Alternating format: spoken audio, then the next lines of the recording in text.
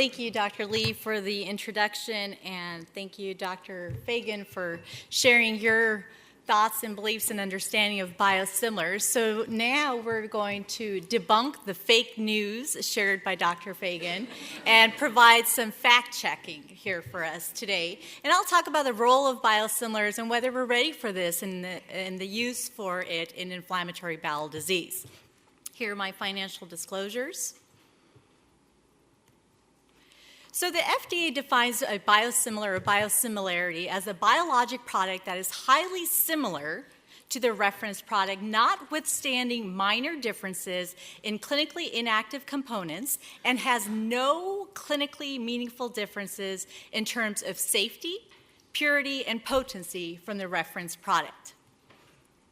A biosimilar cannot be considered a generic, but rather it is for the biologic product, the biologic itself is considered either an originator, a reference, or an innovator for the biosimilar. As previously described, the reason why biosimilars cannot be considered generics is because small molecules have a low molecular weight. They don't have a very complex structure, and therefore, due to basic chemical synthesis, you can provide an identical form of it, hence the generic. However, biological products are very complex.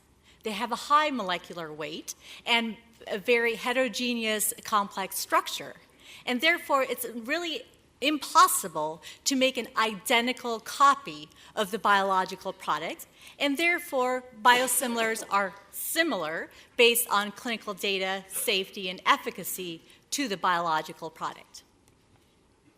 As already described by Brian, both the primary and secondary structures of our biosimilars are the same in regards to the amino acid sequence, but it's definitely the tertiary and quaternary structures that have subtle variations, whether it's the glycosylation or adding a sugar molecule at the different parts of the molecule itself on the tertiary or quaternary structure, or other variations in the manufacturing process that ultimately leads to a biosimilar, but also can have variations in comparison to our biological products. And as we'll talk about, even within our biological products, this variation can be seen, these subtle variations. The snowflake effect that Brian referred to, absolutely you can see that because of these variations, no two snowflakes are alike. And we see this with our biosimilars as well as our biologics, where there are, even within our biologics, batch-to-batch variability in each of the infliximabs, for example, made. Now, unlike our biologics, where the majority of effort and goal is focused on the clinical trials for evaluation of safety and efficacy, for our biosimilars, the effort is primarily on the analyticals to be able to ensure and demonstrate similar structure, safety, and efficacy to the biologic agent. So really, what we need to ensure is that our biosimilar is similar and with no clinically meaningful difference to the biologic product, so to the reference. There is a term called bio-better or bio-superior, and we know this term. Check. So we know that this term definitely is seen, and in this situation, a bio-better or bio-superior does not share the same clinically meaningful differences and is now superior. So in this situation, a bio-better or a bio-superior has to go through the same process of approval as the original or originator product, as opposed to the abbreviated process that our biosimilars go through.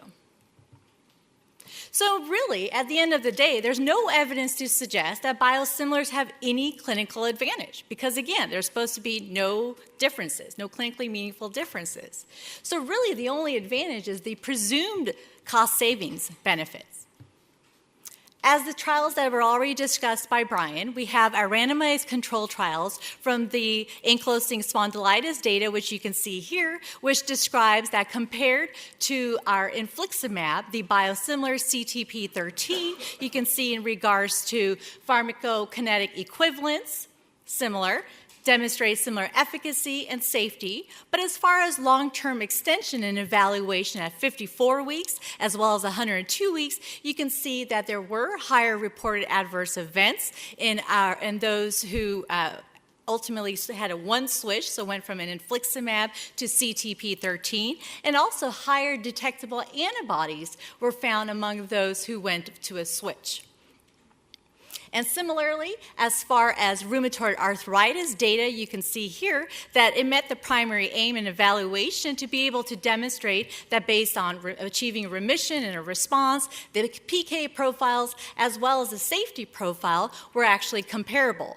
However, compared to the ankylosing spondylitis data, you can see that the risk for immunogenicity was actually higher in RA compared to ankylosing spondylitis. And as far as extension or evaluation over time, you can see that at 54 weeks, as well as later to 102 weeks, there was a one switch from infliximab to the CTP13 biosimilar. And based off of this data, you can see in regards to achieving clinical efficacy was comparable, as was immunogenicity.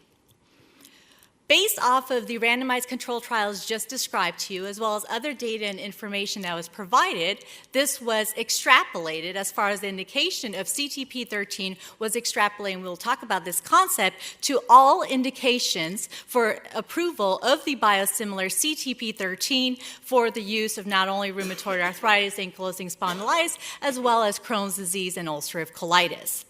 But there remains limited published data on safety and efficacy in bioequivalence in inflammatory bowel disease. Most of the studies we currently have are either retrospective or prospective or observational small amounts, but there's no randomized control trials to really match what was done with the ankylosing spondylitis and, more importantly, the rheumatoid arthritis data and information. So is the assumption that inflammatory bowel disease is a similar disease state as ankylosing spondylitis and rheumatoid arthritis? In other words, are we now saying it's a one drug, one disease concept? And this is where the question or the concern regarding extrapolation comes into play, which we'll talk even more about. And we know that's not the case. We know that not all diseases, immune-mediated diseases, are alike. We know that there are certain factors that influence the efficacy, safety, and pharmacokinetics of our therapies.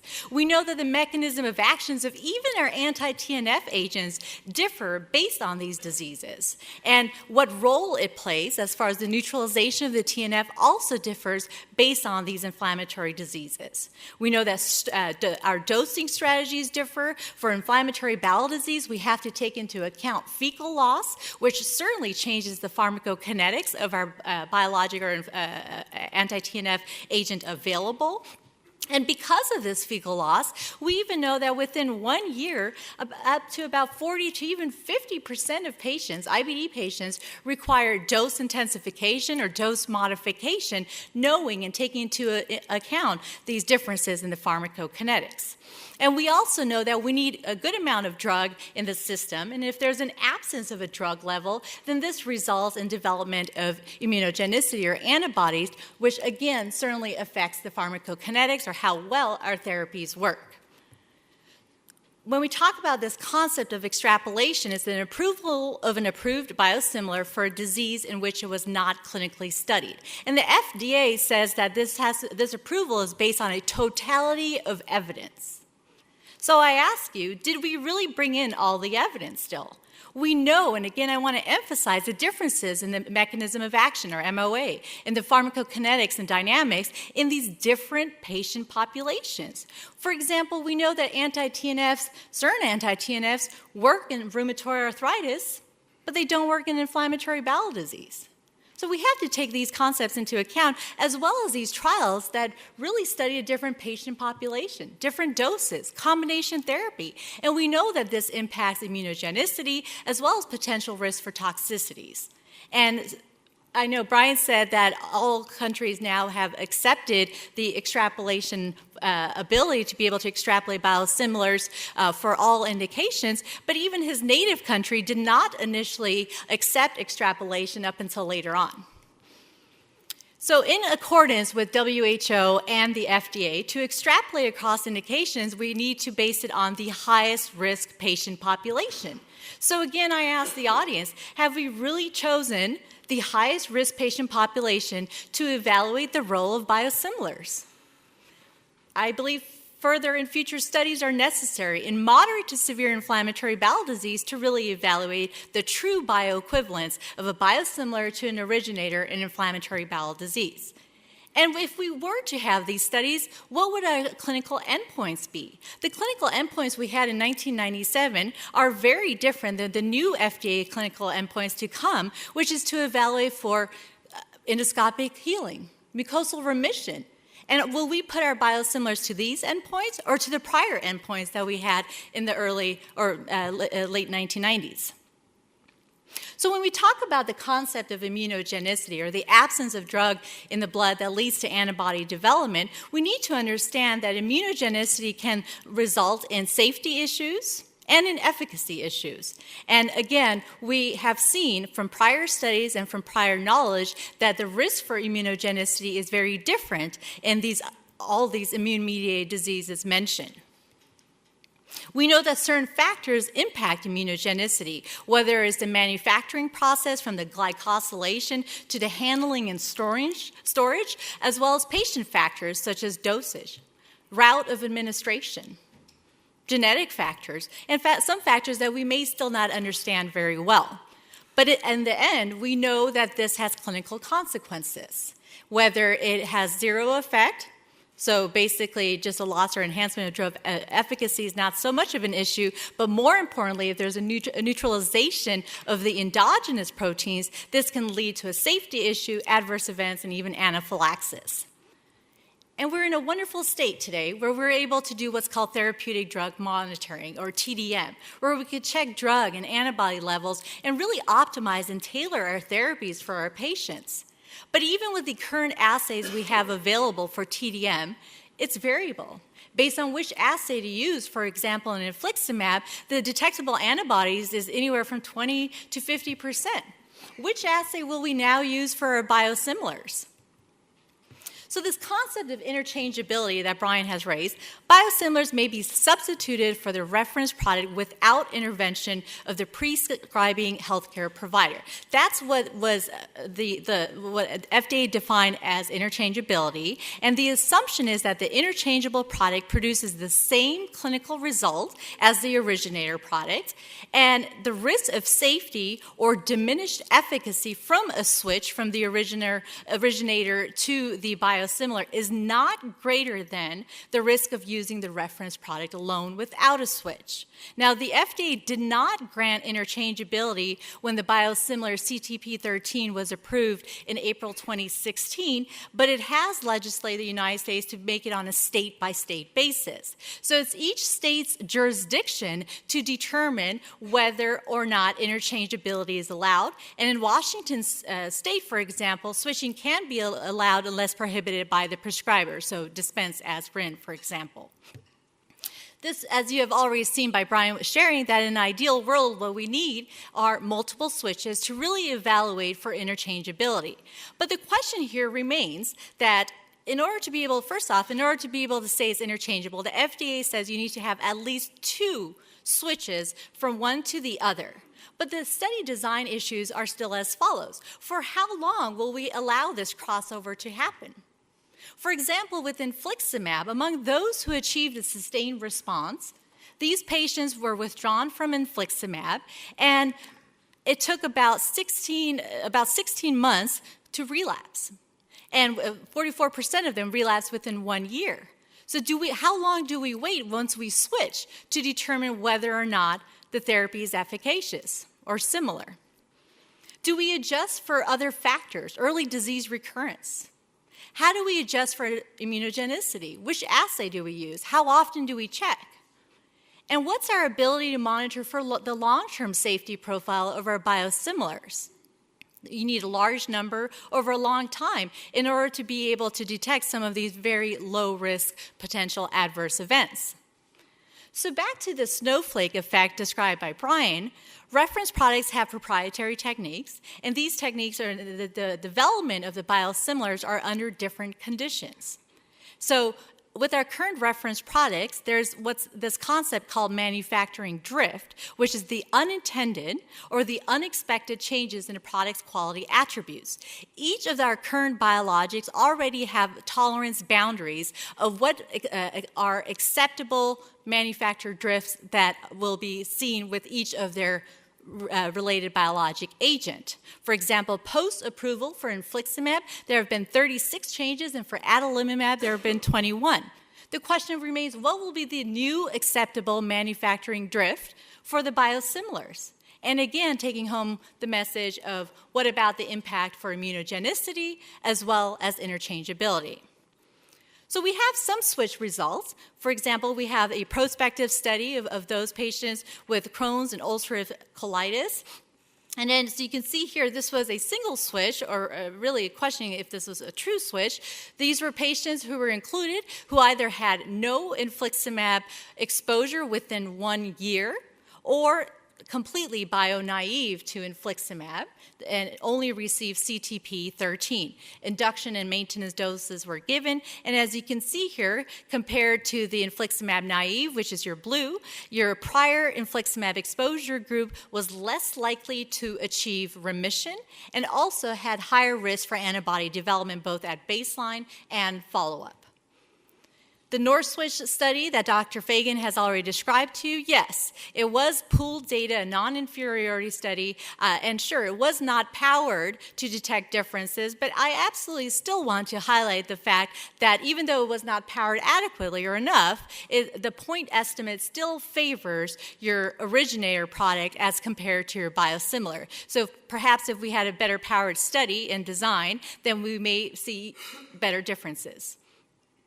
So then the issue comes to non-medical switching. Well, we have some information on non-medical switching, and what do we mean by that? Well, non-medical switch is for a patient who has stable disease, is doing well, but either related to costs or other financial limitations, is being asked to switch to a different anti-TNF agent, for example. And these patients were matched to controls who remain on their current therapy. And this was an accumulation of all other immune-mediated diseases, so you can see that inflammatory bowel disease was about 10% of that patient population. But even from this, you can see that compared to the controls, those who were the part of the group for non-medical switching, you can see that non-medical switching patients were more likely to have side effects and less likely to have efficacy of the therapy once they were asked to switch. And in regards to clinical visits and potentially hospitalizations, you can see this risk was higher among the non-medical switch group as opposed to the controls. So then it comes to costs. Well, we talked about everything else, the clinical potential comparability, but what about the cost? What happens in regards to cost savings? And is this really a cost-saving option? Well, we know for generic medications, it takes anywhere from $1 to $4 million to develop.